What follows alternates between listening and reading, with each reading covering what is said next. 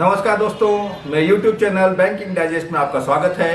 आज मैं limitation act 1963 पर चर्चा करेंगे। लिमिटेशन एक्ट डॉक्यूमेंटेशन का एक बहुत ही महत्वपूर्ण पार्ट है। यह लिमिटेशन एक्ट JIB एग्जामिनेशन के लिए तो एक इम्पॉर्टेंट टॉपिक है ही, साथ ही साथ बैंक प्रमोशन के लिए भी बहुत ही महत्वपूर्ण टॉपिक है। अतः इस वीडियो को अंत तक जरूर देखें और अभी तक अगर मेरे चैनल को सब्सक्राइब नहीं किए हैं तो चैनल सब्सक्राइब करें और बेल आइकन जरूर दबा दें, जिससे कि मेरे आने वाले वीडियो का नोटिफिकेशन आपको सबसे पहले मिले। आइए लिमिटेशन एक्ट के बारे में विस्तृत जानकारी प्राप्त करते हैं। The law of limitation in banking. Banker को बैंकिंग वर्क को सही रूप से पूरा करने में बहुत से एक्ट को ध्यान में रखना पड़ता है। लोन देने हेतु बोरोवर से जो सिक्योरिटी डॉक्यूमेंट एग्जीक्यूट करवाते हैं उसका वैलिडिटी एक निश्चित समय के बाद नहीं रहता है और डॉक्यूमेंट एक्सपायर हो जाता है। लॉ ऑफ लिमिटेशन एक्ट में सिक्योरिटी डॉक्यूमेंट के वैलिडेशन पीरियड के बारे में बताया गया है।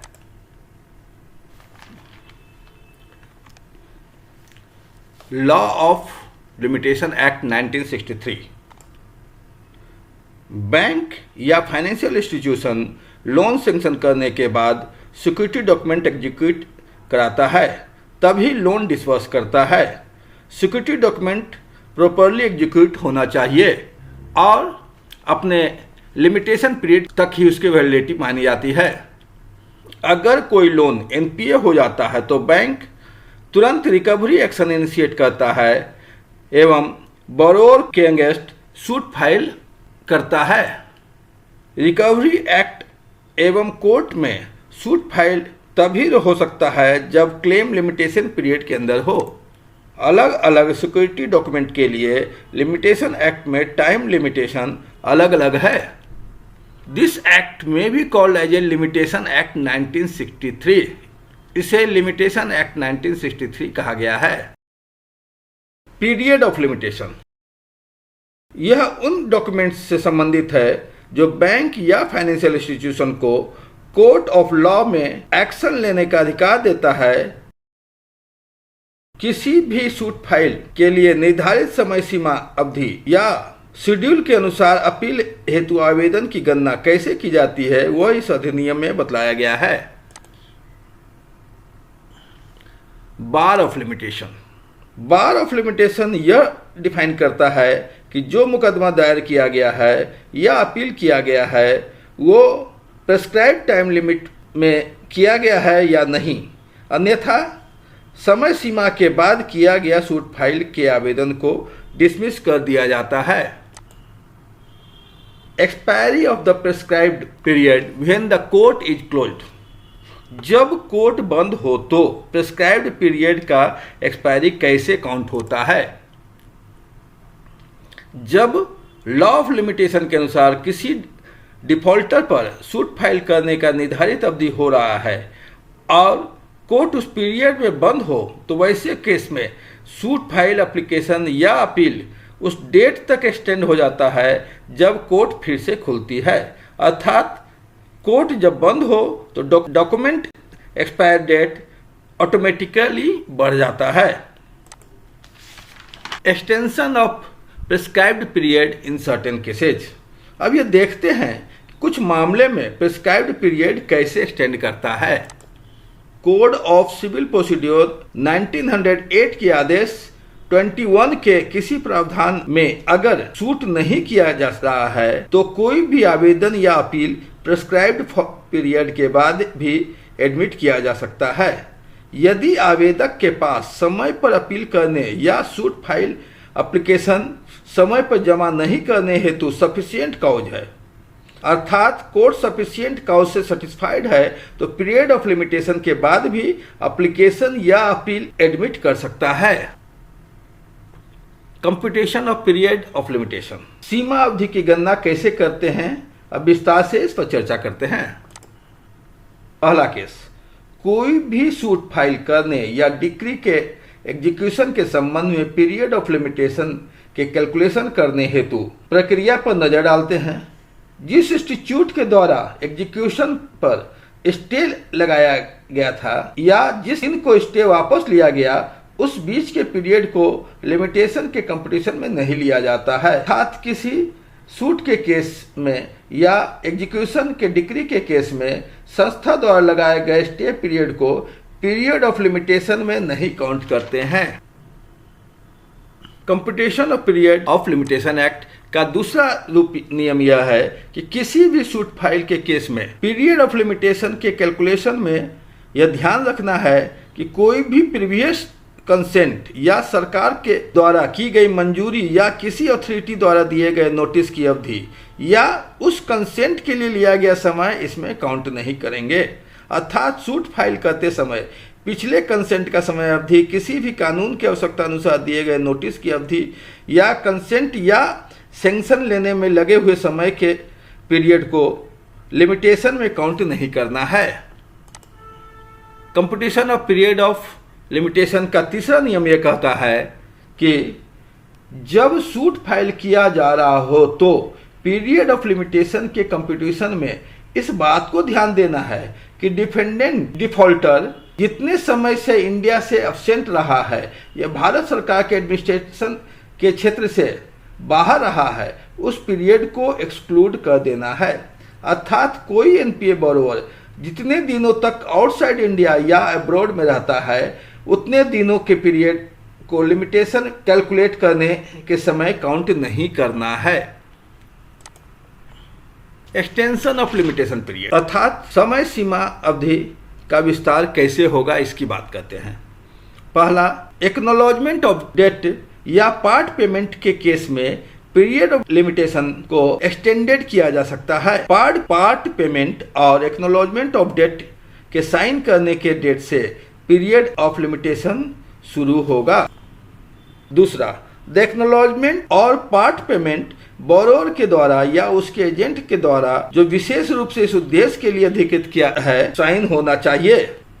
तीसरा, एक्नॉलेजमेंट या part payment should be before expiry of the limitation period अर्थात पावती या आंशिक भुगतान सीमा अवधि की समाप्ति के पहले का होना चाहिए।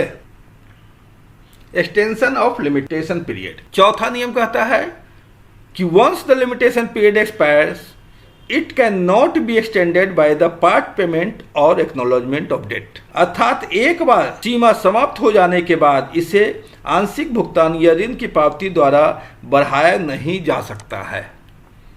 पांचवा नियम कहता है the stamped acknowledgement of the debt by the borrower before the expiry of documents does not automatically extend the period of limitation against the guarantor अर्थात दस्तावेज की समाप्ति के पहले उधारकर्ता द्वारा ऋण की मुहर लगी पावती अपने आप से गारंटर के खिलाफ सीमा की अवधि का विस्तार नहीं माना जाता है।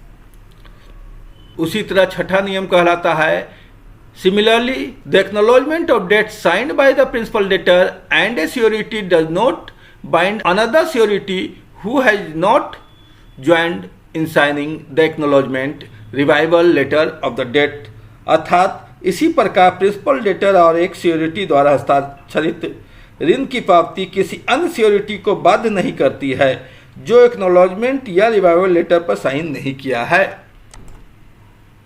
एक्सटेंशन ऑफ लिमिटेशन पीरियड का सातवां नियम यह कहता है कि an admission of debt in the balance sheet filed by the firm before the IT authority also extends the period of limitation from the date of signing the balance sheet. Such an acknowledgement does not require to be stamped. The balance sheet constitutes sufficient acknowledgement of debt in the writing. अर्थात income tax authority के समक्ष एक firm द्वारा balance sheet में loan admission IT return के हस्ताक्षर करने के तारीख से समय सीमा की अवधि भी बढ़ाता है। इस तरह के एक्नॉलेजमेंट पर मुहर लगाने की आवश्यकता नहीं है। बैलेंस शीट लिखित रूप से ऋण के पर्याप्त पावती कंस्टिट्यूट करती है। आठवां नियम कहता है in case of limitation expires in a particular case the liability can be revived by obtaining a fresh promise to pay the outstanding debt As per section 25(3) of Indian Contract Act, a time barred debt is a valid consideration. यदि किसी विशेष मामले में सीमा समाप्त हो जाती है तो बकाया ऋण का भुगतान का न्यू फ्रेश प्रोमिस अर्थात न्यू सेट ऑफ डॉक्यूमेंट से आउटस्टैंडिंग डेट का रिवाइव किया जा सकता है। As per Indian contract act 25(3) के अनुसार a time barred debt is a valid consideration. The limitation period of various document is given below. विभिन्न प्रकार के डॉक्यूमेंट का लिमिटेशन पीरियड इस तरह से है। डिमांड लोन का वैलिडिटी लिमिटेशन पीरियड 3 साल from date of the loan है माना जाता है। उसी तरह डिमांड प्रोमिसरी नोट की बात करते हैं तो डिमांड प्रोमिसरी नोट भी from date of demand promissory note से 3 साल तक वैलिड होता है। Bill of exchange payable on demand अगर है तो वैसे स्थिति में it is valid 3 years from the date of bill of exchange.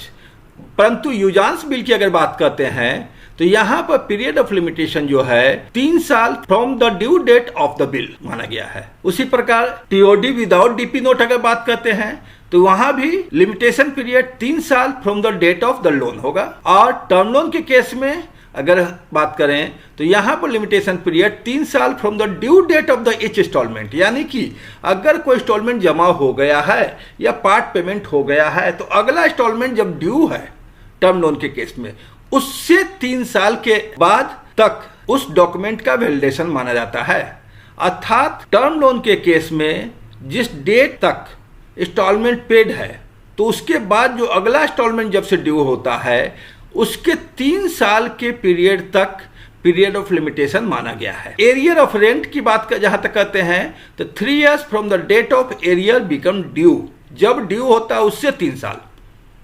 उसी प्रकार अगर हम अगले बार इसमें जाएं तो यहाँ पर surety guarantor against the principal debtor, अगर कोई गारंटर है और उस पर अगर बात करें तो 3 years from the date when the notice is given, जब गारंटर को इसकी नोटिस देते हैं उससे 3 साल तक ये वैलिड माना जाएगा। Specific performance of a contract, अगर कोई कॉन्ट्रैक्ट के लिए स्पेसिफिक परफॉर्मेंस किया गया है that is valid for 3 years from the date of fixed for performance. To enforce payment of money secured by the mortgage, in that case 12 years when the money suit for becoming due, जब money suit हम करते हैं जब due होता है उससे 12 साल तक वो वैलिड होगा। उसी प्रकार एग्जीक्यूशन ऑफ डिक्री की बात करते हैं तो 12 years from the date of the decree तक ये इसका लिमिटेशन पीरियड माना गया है।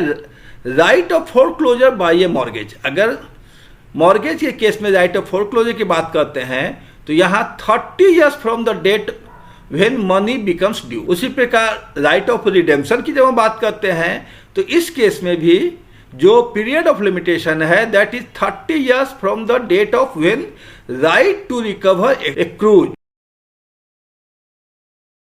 अगर एनी सूट बाय स्टेट या सेंट्रल गवर्नमेंट तो वहां पर क्या है limitation period 30 years from the date when limitation would start. Any suit for which no period of limitation is provided elsewhere in this schedule, तो भी उस केस में 30 years from the date when the right to sue accrues। Money deposited payable on demand like SB current account जो है वहां पर period of limitation है 3 years from date of demand। Appeal to be filed to high court against the judgment of the lower court, यहां पर period of limitation है 90 days from the date of the decree.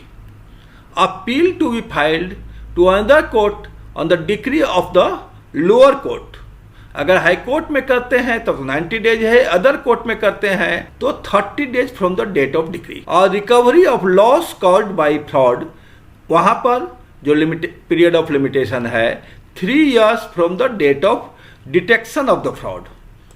इस तरह से मैंने आपको law of limitation के बारे में सभी महत्वपूर्ण जानकारी दे दिए हैं। अगर इससे भी ज़्यादा आप कुछ जानना चाहते हैं तो आप मेरे वेबसाइट bankingdigest.com पे विजिट कर सकते हैं और मेरे द्वारा इशू किया गया JIB किताब तथा banking digest for young bankers बहुत उपयोगी किताब है बैंकर के लिए, इसे जरूर पढ़ें और देखें। धन्यवाद।